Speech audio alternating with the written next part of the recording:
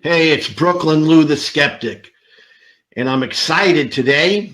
I get to talk to another great guy in the atheist community. It's Dave from Captive Desk. And let's bring him on and let's chat a little bit. Hey, Dave, how you doing? Hey, Brooklyn Lou, how you doing? Good to talk to you. How should I address you, by the way? I never asked.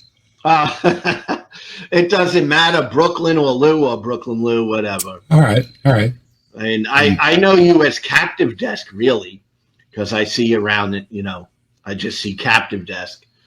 But Captive Desk is my channel, and for those that don't know, Captive Desk is an anagram for Skeptic Dave. So, if you know me as Dave, Captive Desk is good too. I just didn't want to be another Dave on the YouTubes. So I ran through an anagram, and the anagram came up Captive Desk, and I thought, that's pretty cool, and I'm kind of unique. So that's how I became Captive Desk. But most people do know me as Dave, and that's fine too. I was wondering about the Captive Desk name, and now I know. Now you know. Because it's a different sort of name, for sure. It's supposed to be a play on being a captive audience because I am a skeptic. So being a captive desk is I should shut my mouth every once in a while and listen, because a real skeptic should not be closed-minded. A true skeptic should be open-minded. So I try, no matter what it is, even if I have serious doubts about something, I always try to keep that amount of skepticism open because I can be wrong. I love to hear that because I feel the same way, so I can relate to that. Being a skeptic myself, all right, I always try to check myself because that's what I'm trying to do, is decipher what is true. And I know I can make mistakes. I know I can be wrong. So I'm always trying to check myself. And I want to be skeptical, till the day I pass away, because it keeps my mind active, and I always want to ask the tough questions. So we totally agree on that. And if we are to say we're free thinkers, because I like to think of myself also as a free thinker, well, that means I can contemplate different things, right? I don't have to stay in one little box. I can let my mind go into other things. And it also doesn't mean you're skeptical of everything. I mean, I'm not skeptical that this chair is not going to hold me up. I'm fairly confident that my chair is going to hold me up. I'm fairly confident that my car will start. I'm fairly confident the light switch will work. Being a skeptic doesn't mean that you doubt everything either. There is a certain amount of reason involved in it. And I think when people hear the word skeptic, they say, oh, you just don't think anything is real. It's like, well, that doesn't make any sense either, right? I love it, Dave. Have you ever heard this one? Because I get this sometimes. When someone finds out I'm an atheist, they'll say, oh, you don't believe in anything. Yeah. Oh, my. Or everything came from nothing. Anything. my favorite is everything came from you. Oh, you think everything came from nothing. And it's like, oh, that's my pet peeve with atheism. I've never really gone, excuse me. I still have some lingering effects from having some shoved down my throat yesterday. And I'm really disappointed in my friends for not making fun of me for having some shoved down my throat. But, that's coming. It's coming soon. Let me ask you something, Dave. Go ahead.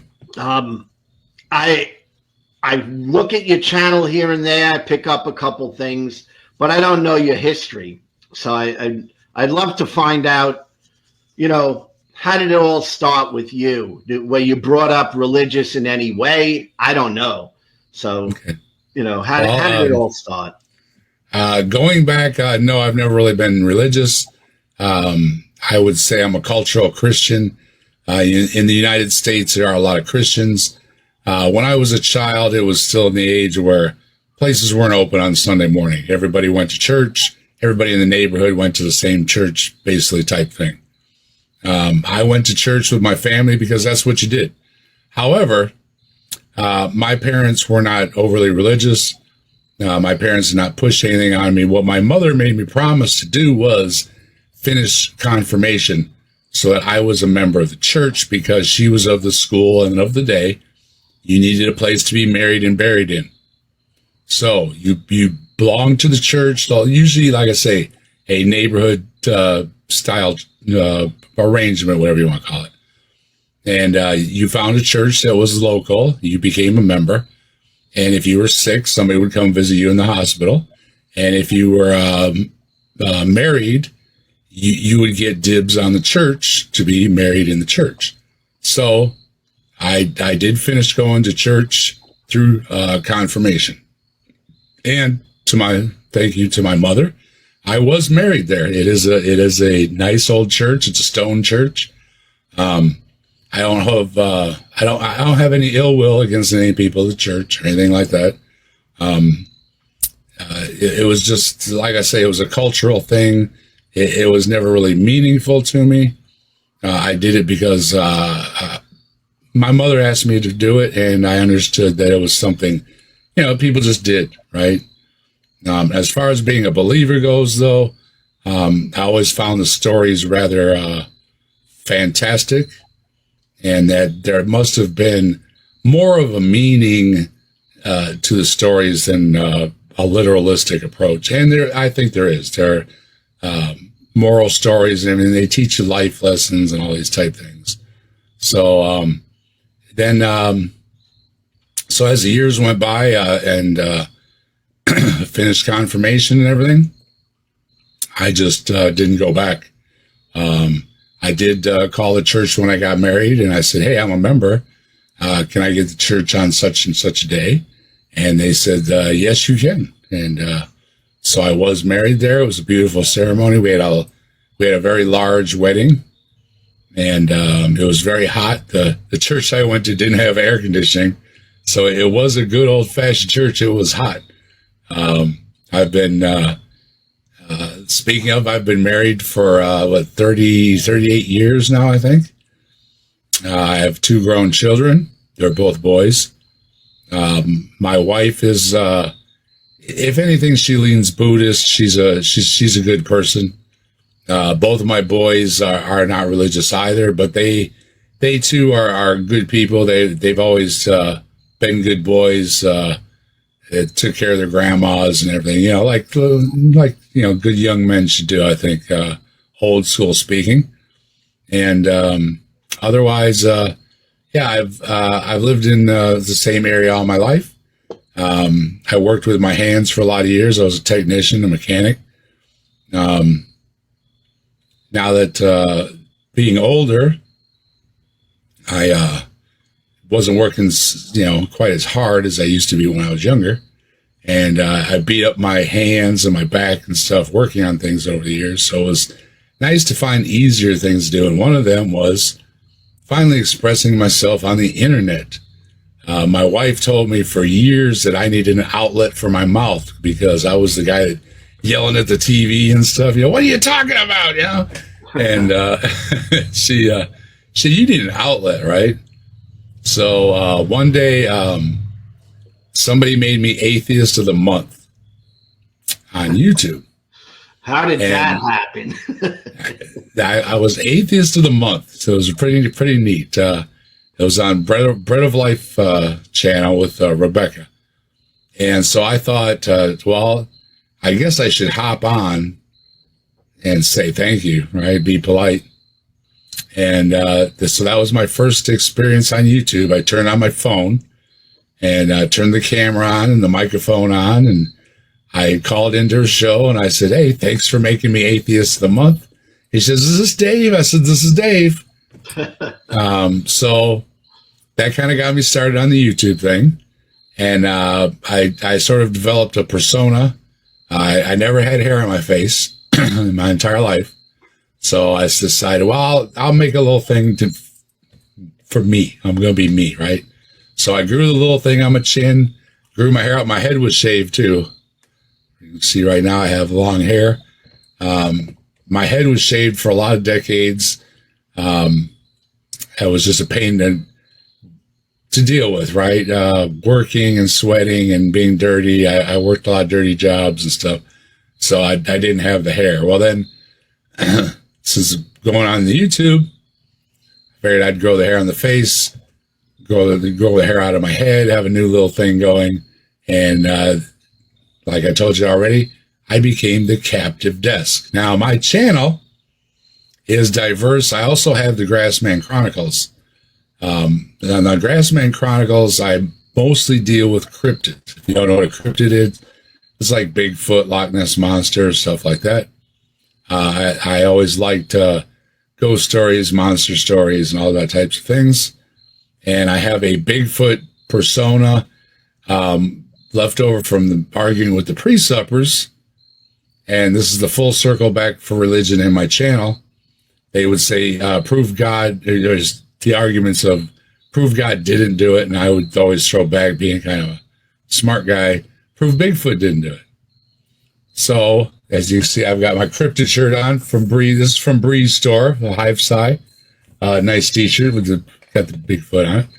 And I've got a lot of Bigfoot shirts, Loch Ness Monster shirts, etc. So, doing my channel, I also had the Bigfoot stories, and I had a partner doing the show with me for a while, look at the trees. He's a good guy, but I know. He had other obligations, right? He had other obligations, and we just didn't have time to do it anymore. But we did do like about half a dozen episodes together. That was a lot of fun. And then he said, "Look, why don't you just take it all? You can have the channel and everything." I said, "All right." So I keep that up as a side channel. My main channel then is the Captive Desk, and on the Captive Desk, I do. We just celebrated 1 year of doing Saturday Night at the Atheists, which is a show with a bunch of us atheists get together, and we look at some really high tier videos. I always look for the top tier ones. Kidding, of course. I took a direction opposite of most people. Doing reviews, everybody does the big name videos, right? And there's a lot of videos out there, including the idea of, what most of YouTube is small channels, right? And I said, a lot of these smaller channels, even if they're making, I don't want to badmouth them. And they might be trying real hard, but just for fun, let's say they're making a bad video, right? And I see, somebody should be covering the bad videos too. So on Saturday Night the Atheists, we don't look for view counts. We don't look for so in fact, some of them have only had like a couple views ever that we've reviewed, right? But they have a little bit different perspective, and you're not going to find no new arguments for God or anything like that. They're the same half a dozen ones, you hear over and over. So I said, well, if we're going to hear the same ones, we might as well hear a different perspective, a little comedy involved in it, And we repeat over and over Saturday Night at the Atheists. I also do a show during the week when I have the time. Let me get a drink here, excuse me. Called The Night Watch. And I kind of do the opposite approach. I had a lot of shorts. People put out these shorts, and you don't always really want to, or maybe, I don't know if that's not the right word. I don't want to insult anybody, because I appreciate content creators, even the ones that we poke a little fun at, okay? Without them, we wouldn't have stuff to talk about, But some of the videos can be pretty bad, and I always try to make things not personal, and I'll also offer advice that, maybe if you take a few notes, you know what I mean? Maybe make a better video. It'd be good for everybody, So along the way to doing all this, making all these videos, things about cryptids, and I also do just about anything. I will cover most anything. I have a wide range of things I like, so you never know what I'm going to cover on my channel. But I always try to be civil. I don't cuss on my channel. All the kind of things that I'll give everybody as fair a shake as possible, as long as they're fair and civil with me. I mean, that's my only real condition. I'm not going to have somebody come on my channel and call me names or anything like that, right? But if you want to be civil and you want to talk about Bigfoot, I will be civil and talk about Bigfoot, right? And that's what I do. So I kind of have a reputation as a nice guy. Apparently, I've fooled everybody. But it is sincere. And I also I try not to make things personal. Again, as long as nobody makes anything personal with me. I don't know most of these people. I'll probably never know most of these people. And one of the few times I've ever met people was when I went to the Ark protest this summer in Kentucky.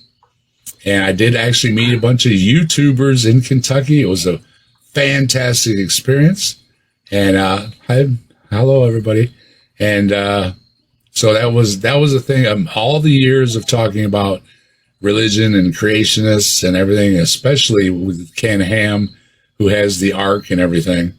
I officially went there to Kentucky, made a sign, held my sign, protested, did the march and everything, and I did my duty. So that's basically me. And lately, I'm getting up about 600 subscribers. I've got like 300 videos now or something. I've been at it about almost about three and a half good years now. And things have grown, and a lot of people know me. I've made a lot of friends on YouTube. I've been on a lot of channels on YouTube. I've had a lot of people on my channel. I do like talking with people. I like talking about a lot of things. And I appreciated when you said that you wanted to talk to me, because it's one of my favorite things to do. And now that I'm older and so-called retired and everything, it's nice to just sit back and have a conversation with you nice folks, whether I agree with you or not. Have a nice conversation, and at the end of it, tell people have a good day. Well, that's excellent. And I kind of feel the same way. I like to meet new people online. All right. I like to have people, even different viewpoints. I don't think I know it all, so I like to learn too. It's interesting you said you were at the Ark Encounter Protest. I saw this little video of you talking, and it wasn't good. I don't know if it was on your channel. Might have been. There's a good copy and there's a bad copy. There was some audio problems with the heat. We had horrendous heat. I'm sorry, there's a fire truck going by. There was problems with the temperature. However, there is a good copy made by some of the, I think through Chris's soundboard or something, it came out.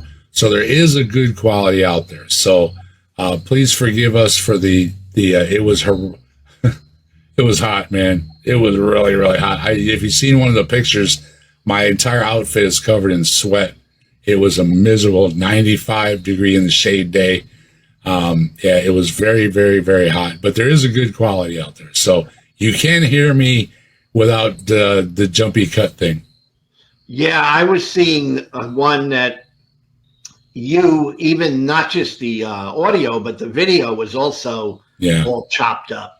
It was the heat. It was literally shutting down Chris's camera and stuff. He was putting a rag over it and stuff, trying to keep it cool, and it was turning off. It was too hot, literally too hot for the electronics. So when you were there, you probably got to meet a lot of content creators. I mean, there was I see on YouTube. There was at least a couple dozen content creators there. It was really neat. Because I've encountered on my channel the Apostate Sisters. One of them was there. Chatted with them. Nancy was there. Patty couldn't make it, but I met Nancy there. Yeah, and then Chris I see on the Daily Atheist Morning Show. And he is tall. I know the Godless Engineer was there, and him? I think his channel is enormous, so he's got a big following.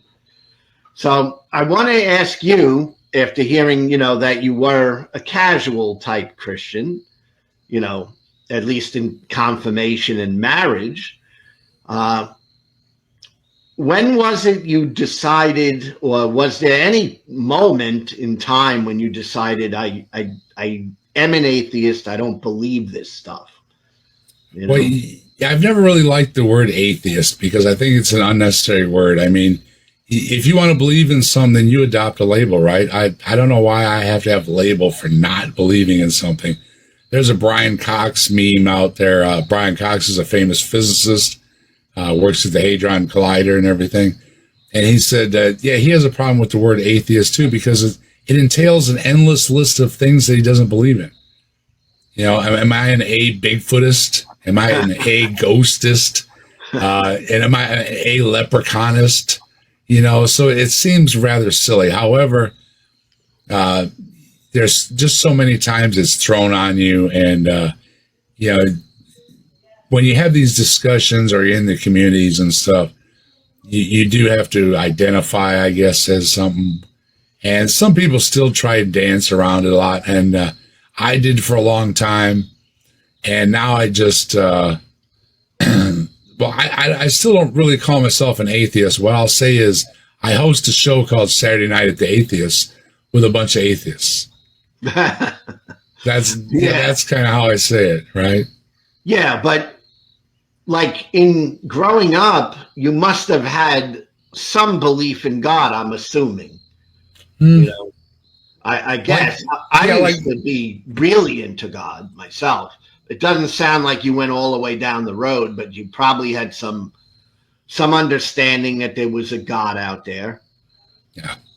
You know, and did that like stop suddenly or just gradually? You know, it's one of those things that I guess I just never took seriously. Probably the best way to say it. I mean, like when my friend got killed in a car accident, I kind of said, why did you take him, God? You know what I mean? He was a good guy, you know? And why did he go through his windshield? Doesn't seem any point to it. You know, I mean, he took a good guy and threw him through the windshield of his car, right? It didn't make any sense. But I've thought about it many times, and I guess the best way to say it is I just didn't take it seriously. I mean, if there is a God, it would be so much more beyond our understanding than what they try to make out to be. You know, I make fun of the Magic Zoo boat, right? With especially make fun of Ken Ham. And you tell me God's best answer to everything is to make a Magic Zoo boat? I mean, that's just stupid, right? Yeah. So if any discussion with God, I often say it's stupid. It just is. And nobody argues for a God. Everybody argues for their God, right? So if you're a Christian, obviously it's a Christian God. If you're a Muslim, it's a Muslim God. Or I've never really heard a good argument for a God because I don't think there is one. I think no matter what it is, it's got to be what you think God is, right? Now, could there be a super powerful being that runs the universe and made everything? I guess so. I don't know. Like they say, you can't really disprove something like that. But is there a God that made a Magic Zoo boat or split the moon in two or, you know, any of these ridiculous stories from these religions? I'd never been able to say yes. I mean, it's obviously ridiculous. So, definitionally on a God would be a long discussion. And I think ultimately it would always come down to, I don't think anybody has a good argument for a God. They only have a good definition or a good argument for what they want God to be, where they want to go in the afterlife, where they want to see grandma or whatever. So you don't believe in an afterlife?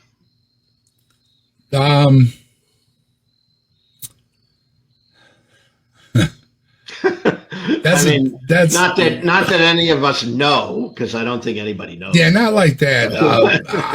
I believe that energy is eternal.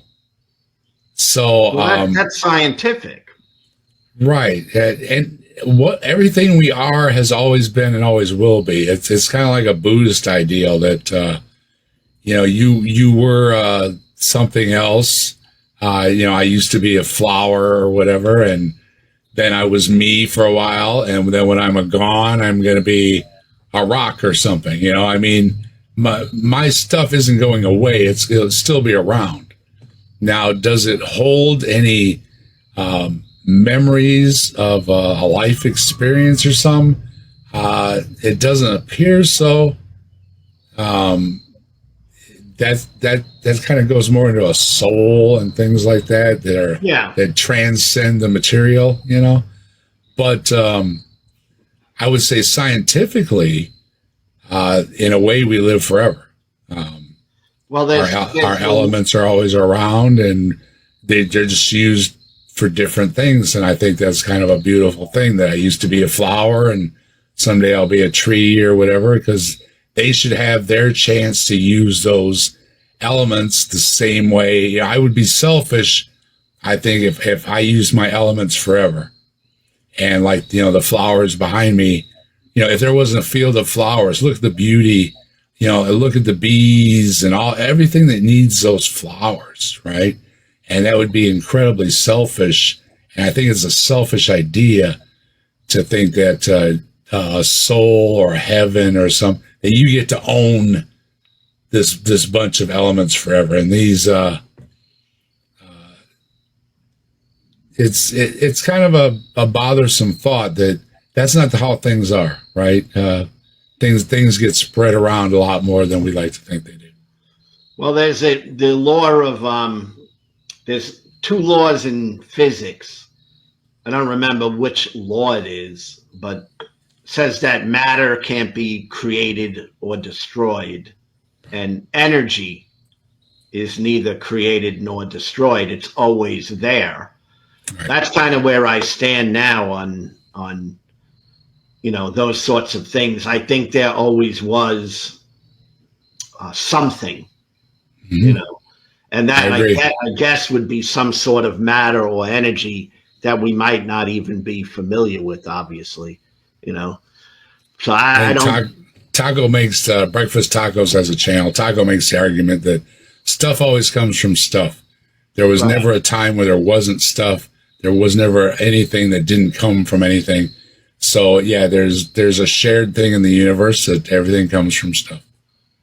Yeah, that's kind of where I'm at. Like when someone says, well, you believe that something came from nothing, and I'm definitely not there. I definitely think there always was something. I was in a video about that. Deacon Verman made a video. Some guy named Aaron Ra. Have you ever heard of that guy? Oh yeah, he's a big time. I'm kidding, Aaron. I love you, Aaron. You're a great guy. Aaron Ra was in that video, a big name video. I was in a video with Aaron Ra. But I said something like, I'm an atheist and I don't believe in, the idea that there was nothing. There was a lot of other people in the video. Nothing is incoherent as far as I could tell. And looking it up, nobody in philosophy or anything argues about from nothing, because nothing is incoherent. So it doesn't make any sense that there could ever be a nothing. I think some of that comes from a book that I never read, but the title was along those lines, from Lawrence Krauss. He had a book out, I think, about that. I have the book. Oh, did you read it? Yeah. So it isn't. What's the name of the book? Is it Something from Nothing or something like that? I got it on my desk here. A Universe from Nothing, I think, or something. Well, he starts out explaining right away that he doesn't mean nothing, that it comes from something, and that basically it's clickbait. Yes. Titles like that are clickbait. But yeah, if you read the book, it's from quantum fields and stuff like that, things that emerge out of the quantum foam and all these different ideas. So there is something. Yeah, but that book caused a lot of people to think the book suggested that something came from nothing. Right. And that's where I think that catchphrase caught on. It was kind of his book, you know. He's got to own it, yeah. But well, I really don't like to give people a hard time, but I mean, come on, dudes. Come on. I mean, of course they're going to clickbait a title. They're trying to sell a book. I mean, it's like anything else. If it has a catchy title, whether it's a song or a book or a movie or anything, these people are paid a lot of money to try and catch somebody's eye or their ear or something with a title. And but we know, those of us that follow creationists, though, a lot of these people, they don't go any farther. They will read the headline. They will read the first paragraph or whatever. They will never read the second one. They will never read the second word, whatever it may be. And therein, like you said, is a big problem where those of us that argue about creation and with the Darwin and everything, they anytime they cite anything from Darwin's book, they never tell you what the next sentence is. Where he went on to explain himself, when he went on to explain his findings or whatever, they will never read that second paragraph or second sentence. And that is a big problem, especially if you have a whole book and all you read was one paragraph out of a whole book. I mean, that's ridiculous, right? Yeah, it's called quote mining. Yeah, it is. You find one quote you like and you run with it. Make a whole commentary about a couple sentences, and then find out the person wasn't even supporting your idea to begin with, just that you quote mined and pulled a couple of quotes out of context, Yeah, they do it all the time. Oh, yeah. And YouTube is obviously, kind of like that too. Clickbait, to build a YouTube channel is, very, very challenging. I do it too. I borrow a lot of people's titles. If I review stuff, I use words from their title I think are good. Atheists are stupid. It's like, oh boy, I'm putting that in my title, right? Yeah. And I'm hoping some people will come across it because I titled it, atheists are stupid or something. But I'm also, I try to be thick-skinned, right? If I'm going to call somebody, and I try not saying that I call everybody stupid, but if I would imply somebody didn't use their intellect, I should apply it back on myself, right? All's fair. So I try to take it as much as I dish it out. Now, being someone who's established your own idea of reality, you observe the reality around you. So there's certain things you do not believe, certain things that maybe you do believe. And, but you're definitely not religious. You're not in a religion, so to say.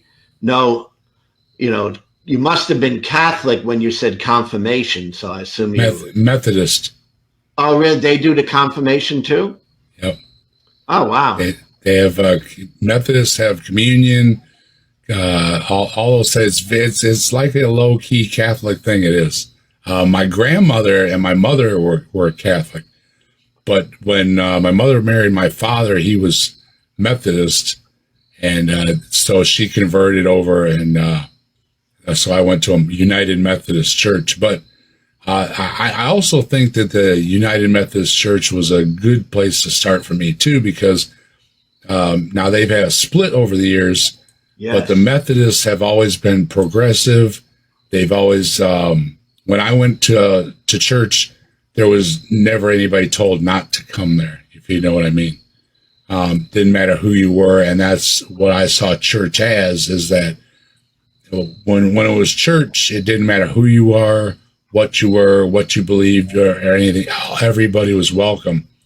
I later found out that's not always, sadly, the case, but it should be that as far as I'm willing to go with the religion and stuff, I think that if you are going to have any type of church or gatherings, inviting people, that it should be no questions asked, right? Yeah, and a lot of churches use that as a slogan, come as you are. So They they'll don't mean say it that. though.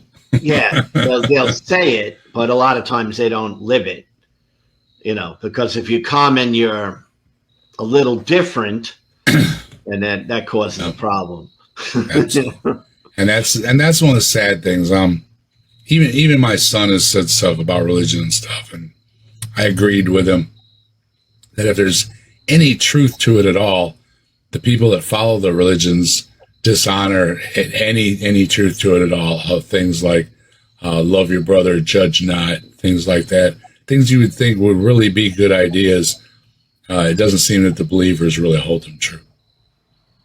Yeah, I've always seen that myself.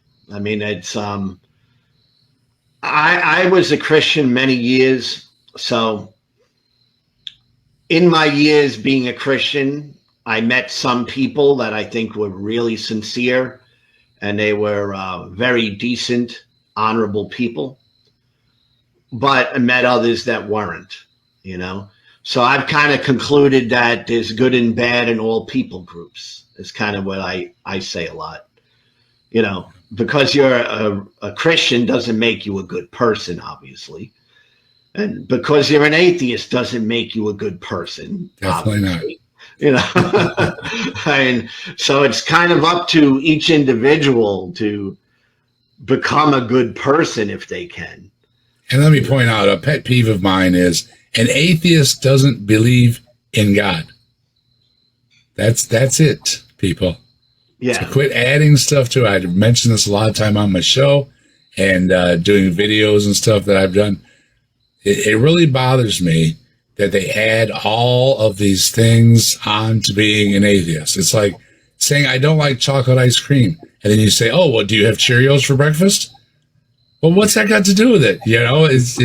Let's just stick to this definition. An atheist is not a complicated definition. It is not a long definition. It is not an inclusive definition. It says very clearly, an atheist doesn't believe in God. And why don't I believe in God? Because the theist has failed to convince me that there's a God. That's it. So I'm with you that, oh, you're an atheist. You believe in nothing. Oh, you're an atheist this, you're an atheist that. Well, then now we're opening up a whole box of straw man. None of that applies, okay? An atheist can absolutely believe in all these other things because it's not on the list. The only thing that's on the list is they don't believe in God. Yeah. Anything else you can put on the list. I've known atheists who believe in crystals and all kinds of other different things because it's not included. Now, when you're a theist, the theist actually has a long list of things that's included. It's not just believing in God. They believe in all these other things too. But an atheist is on the opposite side. It is a very narrow definition of, we just don't believe in God. And I like to push it when people give me a guff about it. I push back and say, and it's your fault. It's not my fault.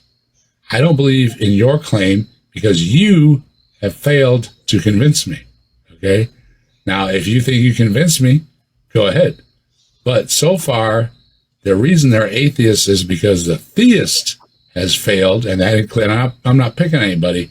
I apply it across the board. I'll apply it to all theists. I'll apply it to all their texts. I'll apply it to all their religions, all their leaders, all their gods, right up to the God man himself or woman or thing or whatever it may be. It's their fault, not mine. Yeah, you would think that if there was an all-powerful, mighty God, they would be able to convince you. Sure, quite easily. Existence. Yeah. I mean, that Or it God, would right? seem like pretty easy to do that, really. Yeah, or quit calling yourself God. If you can't do that, then you're not God, right? I mean, you're God. That's like God being mad or something. It's like, what's God mad about? He's, God's God. Must be a pretty good gig, right? Yeah. You make your own hours, you set your pay, whatever. I mean, it's a good gig. I know if I was a god, I wouldn't be kind of mad at anything. I mean, I'd be right. I mean, you could make yourself a nice puppy if you're having a rough day or something, you know, chocolate ice cream or whatever it might be to cheer yourself up. Your favorite team would always win. You know, all these good, you know, yeah. How can it be? How can you have such a bad day being a god? I know, and really and weird. why? I mean, when I think about it too, it's like, why be so emotional? Like, you Oh, know, blasphemy laws and stuff I'm like gonna that. be all angry. I'm gonna Yeah. Oh spend my my, day I'm God. angry. I got my feelings hurt, and it's like, oh, gee, dude, you know. It is nuts when you think about it. It's crazy. See, that's the thing. It's well said, Lou. The more you talk about religions, the more ridiculous they sound.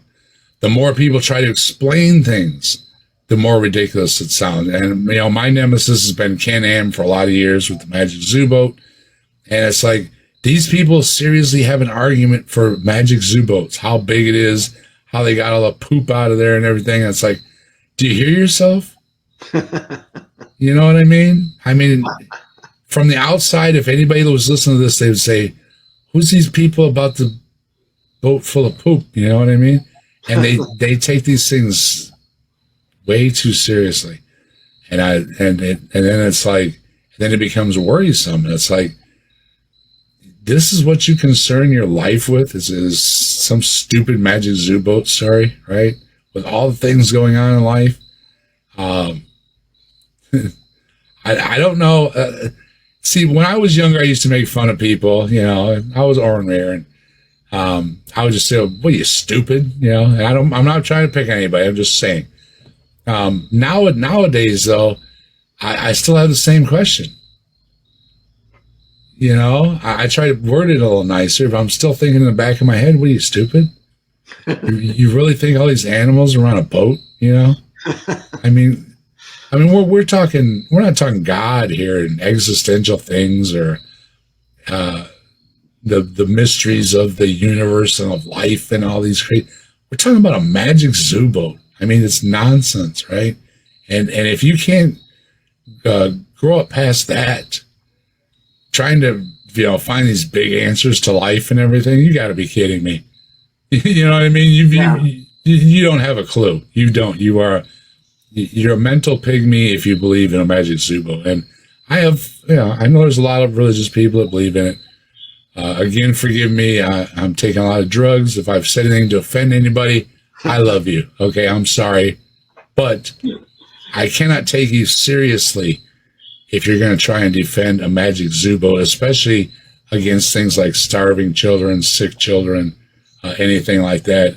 And you're going to say God rather make a Magic Zoo Boat than heal somebody. It's incredibly insulting, I think. Yeah, I feel the same way. Right.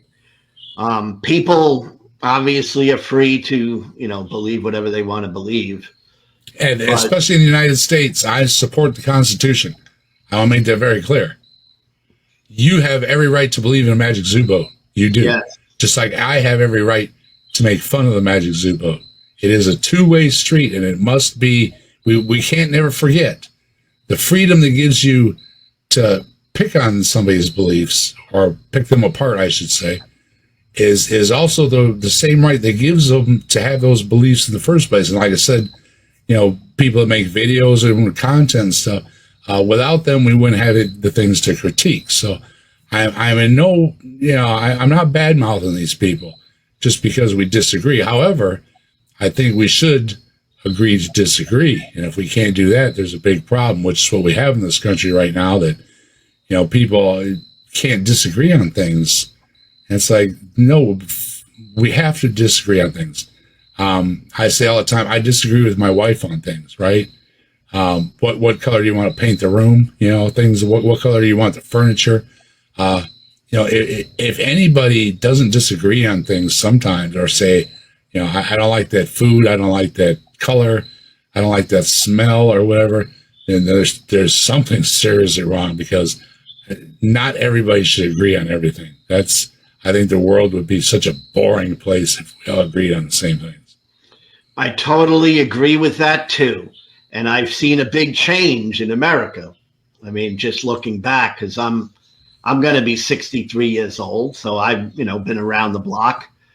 And it didn't seem to be that way to me when I was younger. I mean, I remember growing up and people believed all different things, but we were still able to get along. It wasn't like, well, you're Jewish and I'm not Jewish and we got to, make a big thing about it. I think that America has to come together on human beings. I mean, but I guess that makes me a secular humanist, And when you say that, people, religious people get upset with that, Yeah. But I think, Christians, Muslims, Jews, Hindus, they're all human beings, just like I'm a human being. Okay. And we should be able to get along, you would think, we have to. Like it or not, we have to. That's the problem. People don't want to get along, but you need these other people. You need people to bag your groceries. You need people to fix your electricity. You need people to fix your whatever it may be. And whether you like these people around or not, whether you like them as your neighbor or not, we do need each other. We're a social species. Like it or not, we need each other. Absolutely. And I wish that message would get out more in this divisive time that we have. Because America, man, we're kind of screwed up right now. It's crazy, Another, shootings like every day. It's like terrible, and the excuses are terrible for it too. That it has to be that way. No, it doesn't. Other countries don't have these things. It doesn't have to be this way. There's a better way to do things. Yeah, I am. I've been thinking of doing a video, but it'd be kind of personal. But I'm thinking of doing one soon. May or may not get to it, but it's about my own relationship with a Christian, because my girlfriend is a Christian and we've been living together for 8 years, and I'm an atheist, a pretty strong atheist, Yeah, I've seen some of your videos, Lou. Yeah, but we still that doesn't impact our relationship at all. And somehow I think we must have something there that can be told to other people, so that there are content creators who have a spouse that is religious, and it must be interesting conversations.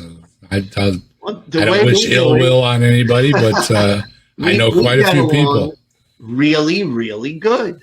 Yeah. Right? But we don't really spend our time talking about, we do have some conversations about it, but it's not the topic of conversation all the time. Yeah. It's like, well, yeah, that's like with right. This what we're doing right. What we're doing right now is I don't spend my day and nights talking about atheism, right? Right. Most of the time, I'm talking. Well, I've had some health issues, but most of my time is outside, spent around my garden and my pond. I would much rather talk about the goldfish in my pond. Everyday things. Did you see that flower in my wife's garden? It's real beautiful. She grows some magnificent flowers and stuff. That's the topic of conversation. It doesn't have to be anything so existential or anything. Did you see that flower? Yeah, I saw that flower. That was a pretty flower. Boy, I smelled that flower. It made my day. It made my wife's day. It made the neighbor's day. Sometimes the simplest things in life are most fantastic, right? Yeah, and human connection. I mean, that's like, you could connect with someone who disagrees with you on politics. You could do that. You could connect with someone who disagrees with you on religion. Well, but today I think that people struggle with that. We were talking a little backstage about my health issues. A lot of people have heard I had a health scare. And one of the things I found out is that even some of my so-called internet enemies have some compassion. Some folks a little rough around the edges, shall we say, still wished me well. So there is hope for mankind. For those of you that don't know, they found something in my head, and I was really disappointed. I actually had to put a post up telling people, where are all of the it is a tumor jokes, okay? All the years of saying, was there something wrong with you, Dave? You got something wrong with your head? And, like, there's nothing wrong with me, ha, ha, ha, funny joke. Well, a couple of weeks ago, they found something in my head. Believe it or not. I had a near brush with death. I could have dropped dead, literally. Nobody would have known anything, what happened with me or anything. I was doing a project around the house. A lot of people know. I was talking about it. I spent about $5,000 at the home renovation store. Had a delivery brought to my house. I was going to put on all new roof, new gutters, the whole deal, new sheathing. I'm doing it right, ripping it all off, throwing it all away. I had some damage with some tree damage. We got a lot of trees, old trees out in the back in there. And so I just said, let's do it right. So I had put together a big order, and I was outside working. I was painting stuff. Better to paint stuff on the sawhorses than waiting until you get on a ladder, right? So I figured, well, I would do all the prelim. I'm painting everything on sawhorses, like I said, doing everything. And I was feeling a little weird. And I said something to my wife. I said, my exact words were, I just feel weird, right? So, but I'm a guy, and this is not a sexist thing. Please forgive my language. But, hey, man up, take an aspirin. You got stuff to do, right? And that's basically what I did. I just figured I was overdoing it, right? I'm an old man, and here I am doing stuff, and my neck was stiff, and I'm like, it's just a stiff neck, About a couple weeks into the project, the weather turned again. Well, the reason I had waited was because of the weather. A lot of us around this area, we had a heat wave this summer. So I was waiting. End of the summer, the temperatures changed. I said, I told my son, I'm putting in an order. We're going to get busy. End of the summer, we're going to do this project. Okay. So like I said, I was doing my project, working on everything. Wasn't feeling right. Finally, a couple weeks ago, got a snack out of the refrigerator. Luckily, I was at the refrigerator. For folks that have been worried about me, I wasn't on a ladder. I wasn't on my roof. I wasn't using the equipment. I wasn't driving. Best of a worst situation, I was getting a snack out of the refrigerator when this thing hit me. My legs turned off on me, okay? I literally just sat right down at the refrigerator, and I said, something's wrong. So first thing in the morning, went to, I called my doctor. He couldn't get me until later. I says, I didn't want to wait. I need to know right now, right? Take me to the hospital. So wife took me to the hospital. Did a CT scan, I think it's the first thing they do. And they saw there was something pushing on my brainstem. And, well, that explains it. Right? That was like a major pinched nerve. Now, I could have had a stroke. I could have died. A lot of things. If you don't know anything about your brainstem, well, it's kind of important. Hooks your brain to your whole dang body. Okay. So I got some bad news at the hospital. I figured I had pinched nerve. They were going to send me to physical therapy or something like that. You know what I mean? How they do. Nope. They found something bad. Took me right to surgery, cut my head open. My beautiful hair looks nice here. Everybody that knows me knows I have long hair. But in the back, on the left side, they had to open me up. There was a tumor on my brain stem. So when I leaned the wrong way into the refrigerator, it pinched that nerve, and that's what turned my legs off. I said, well, at least now I know what's going on, right? Bad news is when you have a brain tumor, it's usually from somewhere else that's traveled through your body. And it is a cancer, okay? So people have been sidestepping it or whatever. Maybe I wasn't clear. I don't know. I have been on a lot of drugs, folks, but I have been trying to tell everybody what's going on. They did find a tumor on my brain. As the Arnold would say, it's on my brain. But I've never had health problems. I haven't suffered any health problems. I haven't, no ill effects. I guess where I have this disease is the best possible place to have it. It's not in my brain. It was on the outside of my brain. It was easily detectable. It was easily removed. It's easily treatable. In the doctor's words, I'm going to zap this sucker. The thing was taken out of my head. It's gone. If it doesn't come back, it doesn't come back. If it comes back, it comes back. There's nothing I can do about it. I've got great doctors. They've got a plan of attack. They're going to zot me. Their plan, at least what they are best hopeful is, they're going to zot me and this won't come back, at least for quite a while. So I am hopeful I will be around for a while. And if I'm not, there's nothing I can do about it. As Lou and I were talking about earlier, something's going to take us all out sooner or later, right? I have made my peace with it. I've had a good life. I've had a healthy life. My kids are grown. All those kind of things. I told myself, don't be stupid. What do you think, you're immortal? You're an old man. You have to deal with something, and I have to deal with it. Now, the good thing is we have modern science. I have a plan of attack. All week long, I've been at the doctor getting pictures and scans and everything in the world ready. Next week, they're going to make a plan of attack, literally, a war attack. He's going to program everything out, and I'm going to go providing scheduling the week after to have this addressed.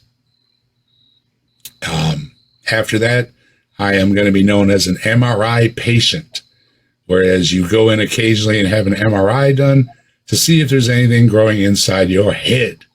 Now, the funny thing, if there's a funny part of this, I was a smoker for a lot of years.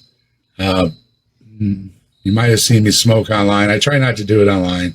Try not to promote my vices or anything like that. But I don't have lung cancer. So, there you go. Yeah, just the way of things. Friend of mine, also a smoker, had a bad heart attack over the summer. His doctor also told him his lungs were good. So both of us smokers, our lungs are good. So yeah, thanks Marlboro. But both of us are non-smokers now. So we got bad news. We're not ones to laugh the doctor in the face or anything. The doctor says, the first thing I would do is not smoke another cigarette. I said, threw them suckers away, right? Yes, sir. I've been doing everything the doctor says, taking care of myself, eating right, drinking right, lots of water, all those kind of good things they tell you to do. You get some exercise. Yes, sir. I mean, I fucked up. Excuse my language.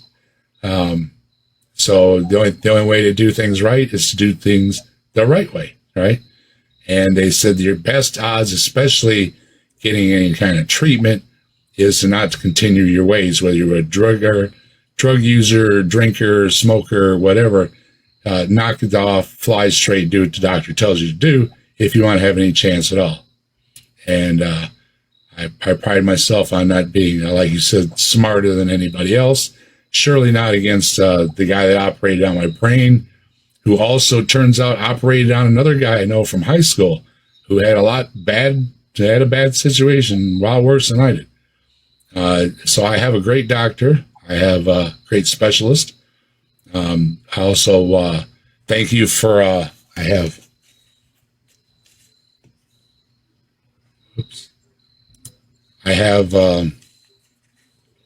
this girl, Laura. She wrote me her name down. She was a nurse in the ICU. Laura, the best ICU nurse out there. And this is for all the nurses out there. They are all the best nurses out there. Thank everybody for taking care of me and keeping my spirits going through this whole thing. Yes, I did get some bad news, but I'm dealing with it as best as I can, and I understand what's going on. I understand that I'm not immortal, and I also understand that modern science is a great thing. And a few years ago, I wouldn't be here to tell my story or share with you or even let you know or say goodbye to my wife or any of those things that we are granted in this day and age that many people in previous generations didn't have. So that being said, Dave is sick. Dave is not having any effects, though. The only thing you're hearing from me is from having tubes down my throat, so my throat's kind of messed up.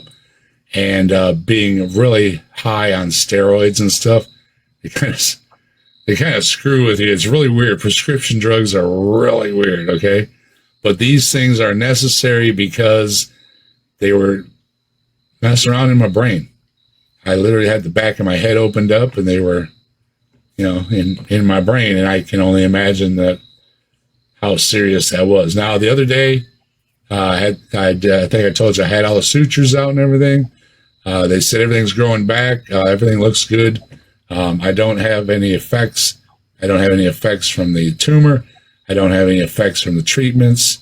And hopefully, because my treatments are targeted, that my doctors and everybody said I have a good chance of coming through the treatments well too, not losing my hair, not having any loss of functions or anything like that.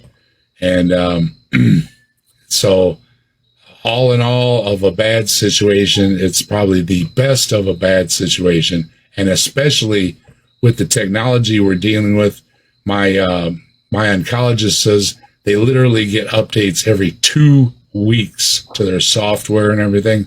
That's how fast things are moving in this industry. So I appreciate all the well wishes. And I also appreciate people that giving me a hard time about having a tumor and everything, because I do have a sense of humor. And having a sense of humor, I think, through this whole thing, it also helps you out a lot. And, it makes you humble, too. It has brought me back to knowing that, yes, I am mortal. A lot of us were young and dumb at one time, and we thought we could do handstands over the mountain and everything. And you get to a point in your life where you realize you're not immortal. And that I also, I've lost my parents and my brother, my only sibling. And, there was a sobering time in my life where, that hit me as well, that my parents and my only sibling are gone.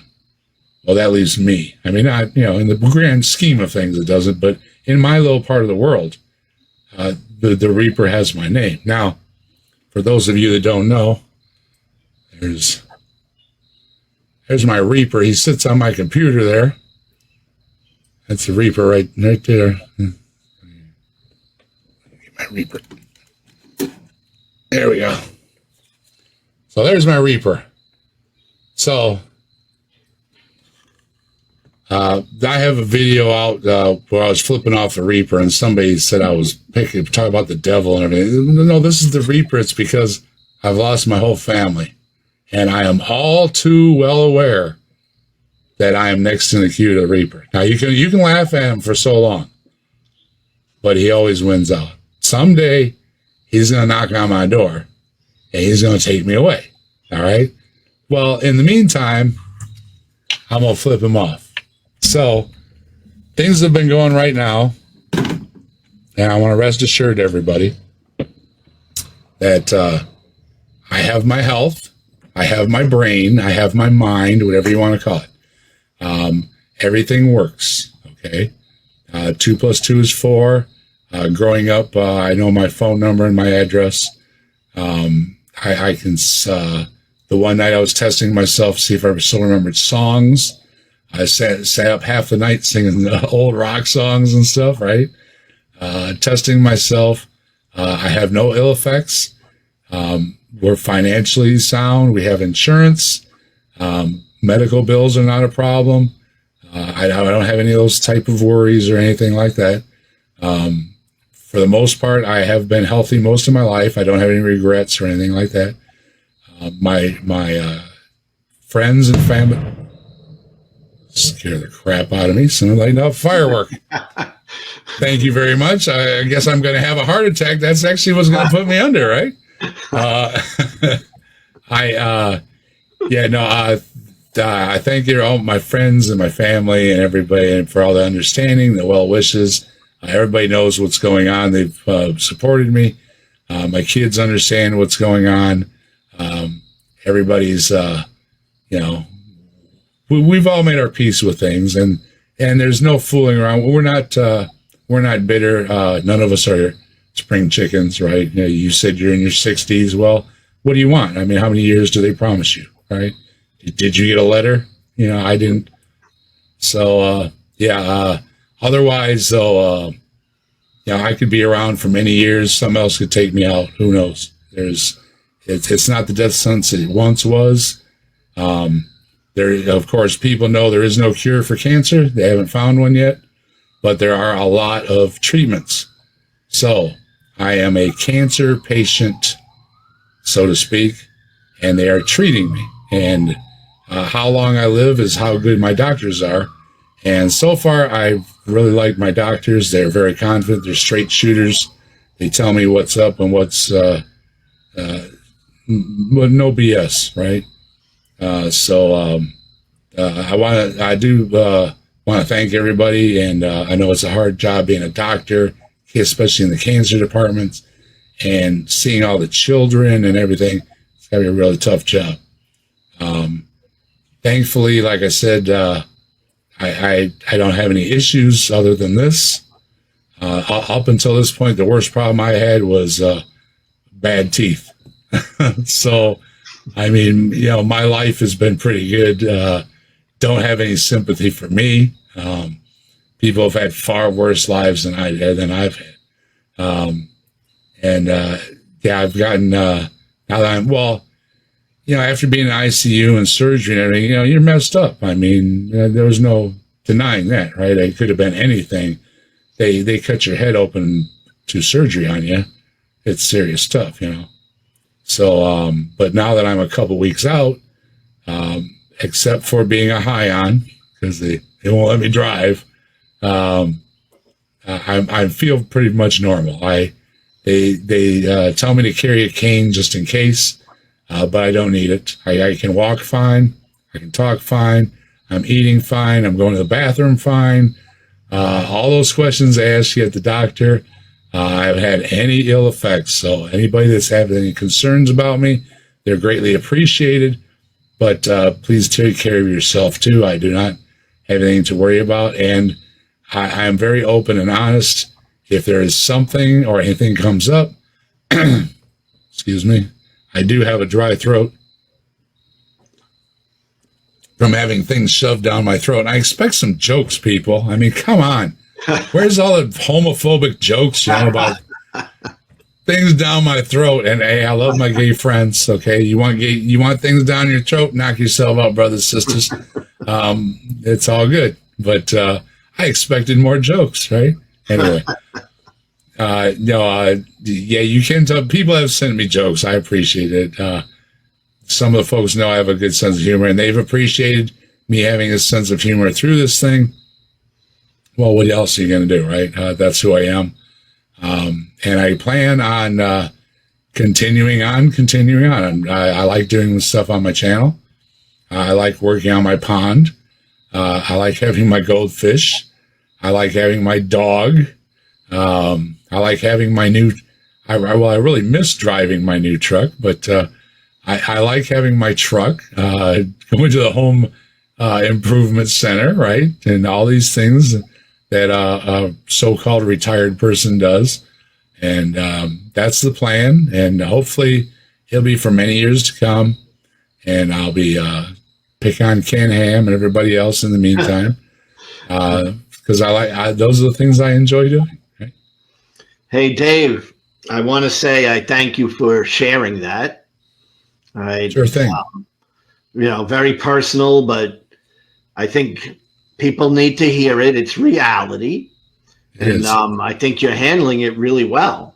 I mean, you got a positive attitude. I think that's always important. I try to put on a few pounds too. So I'm kind of a skinny guy. So those that are worried about me, I've been trying to put on a few pounds. So I've got energy for chemo and everything. I've been trying to eat good and everything because they say just in case it might take. Now there are people that have what I have that do their chemo and their treatments. They go to work. They're perfectly fine. There are people that are, have a hard time. There's no way of knowing. My hope is that because it's targeted, I won't have a hard time. But if I do, I will let you know, that I'm having a bad day. And, I'll suck all the sympathy that I can. But, excuse me. One thing I found out about medications, they give me the hiccups. Man, has it been annoying having the hiccups. I mean, you try to talk and you have the hiccups, and it is really an annoying thing. But, like I said, right now, though, my voice may sound a little rough, but I do feel good. I've been taking walks. The medications are what they are, but I haven't had side effects from them. And like I said, all my bodily functions work, my memories work, my voice works, my hearing works, my eyes work, all those kind of good things that could be, and were at risk with the scary paperwork I had to sign, right? They say those things that you might wake up not knowing who you are. You might wake up blind. You might, You might not wake up. Might not wake up. I woke up. I talked a lot, I guess, when I woke up from surgery, making sure that I was still around. I was apparently very happy to be alive. So, and once again, I am happy to be alive. Nobody promises you another day. And so far, I've gotten a lot of extra days that nobody would have gotten just a few years ago. Let's be honest. And if this is what takes me out, then this is what takes me out. Okay. I'm not naive about it. And like we talked about earlier, nobody gets out of this game alive. Okay. If it's not this, it's a heart attack, or it's, something is going to turn off, and you're going to turn off, and you're going to take a nice little nap. Okay. So, whatever it may be, I've enjoyed my life. I've had a good life. Again, very few health problems. Don't feel sorry for me. Okay. These poor folks out there that have had a terrible life, hard life, a disease-filled life. That's not me. Okay. I have no complaints. I have a great wife. I have great kids. I had a great life. I had great parents. All those kind of things that anybody could hope for. I've had those things. So, and if, but who knows? This doesn't mean that I won't be around. It could mean that I'm not around. I could also get hit by a bus. I've been making that joke a lot lately. We don't know. You could literally step off curb, get hit by a bus, and whether you have some or not, it doesn't matter. We're very, very fragile beings. Even though in our youth we think we can beat ourselves up, when we get older we realize, oh no, I pushed too hard on the toilet, right? There's these little things can all of a sudden dawn on you that you're not as tough as you thought you were, right? You could be knocked out by pushing too hard on the toilet. Yeah, I don't know if you know that. You could go unconscious. A lot of people they find literally on the toilet. Yes, no. It is. So I'm not deceiving myself. I'm not denying reality or nothing. I'm just optimistic that the doctors can say, hey, well, you might be around for a little while, and I'll take that as great news and as a credit to what they do. Nobody promised me another year or another 10 years or whatever it is. I could have a lot of, I could still live to be an old man. It all depends how things go. fortunately, so far, I've been really lucky, and it helps a lot having, Lou and everybody else asking me about my issues, being supportive, saying I got a good attitude. It helps a lot. It goes a long way. And if you know somebody in my situation, we want a hug and a kiss and say everything's going to be okay. But then, after the initial things wear off, you want to be treated like you always were, right? If I do something stupid, tell me I'm doing something stupid. Don't treat me with kid gloves, because that makes you feel weird. It really does. Yeah, and I think there's a lot that anyone watching this can learn from this. And if anybody wants to reach out to me, I'll talk to you. Okay. It's tough to do online or anything. Sometimes things get a little emotional and stuff like that.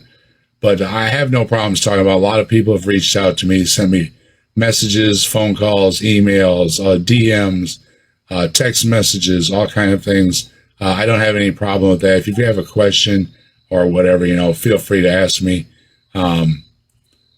I try to be open with everybody about it, and I'm a realist. I know that things, like I said, something's going to take us all out, and whatever it is, you listen to your doctors, you do what they say, and you hope for the best. And for some people, it works out really, really well.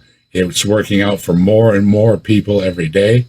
And I hope they find a lot more treatments and possibly a cure for people, especially the young people, because it's really unfair that they get such a jip in life. We only have so much to live. You might outlive all of us, because we don't know. All right. But thank goodness for modern science. Thank goodness for doctors who study this stuff. And they are doing so much more than they used to.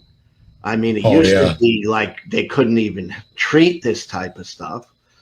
So there's a lot to be. There was a time where they would have sent me home and said, write a will. Yeah, just like, yeah. Literally. But you have the right attitude, because you're grateful. You understand that nobody promises us any certain amount of time here. It just is what it is, and I think you're going to make it for quite a while. We'll probably be hearing from you for quite a while. And I have plans, so they better not interrupt me. I told you, I didn't buy all this roofing stuff for nothing. It needs to get done. You know what I mean? Yeah. And I'll tell you what, I think one thing I learned, like when I left the religious thing, I learned how to try to live each day, one day at a time. Enjoy the day. I have been doing that. It's where it used to be where, today just sucks. I'm just going to sleep in, or, and now it's more, you want to wake up and smell the roses, and then maybe your, last time, so to speak, that you don't take things for granted as much. That you do want to smell the breeze and hear the birds chirp and all those kind of things. See, I believe it's our only time here, and I don't believe anything happens afterwards. I think that there's nothing to fear whatsoever, right? But you might as well enjoy the time you have, and enjoy those flowers, and toast. I've been enjoying my toast in the morning. For fans of my channel, we joke about toast a lot. For those that are not in on the know, toast is good, and we love toast. So I with the medications, as many people take medications, know you wake up, you want to eat something when you're taking your medication. So never being a breakfast person, I have a newfound appreciation for having toast in the morning. Well, you're gonna develop a whole new audience of people who are looking to you and looking at your life, being you're sharing this. And I know that they're going to be inspired, because it takes seeing people go through things with character and a grateful heart, even when things go bad. You know, you still have to be grateful for the things that we have in life.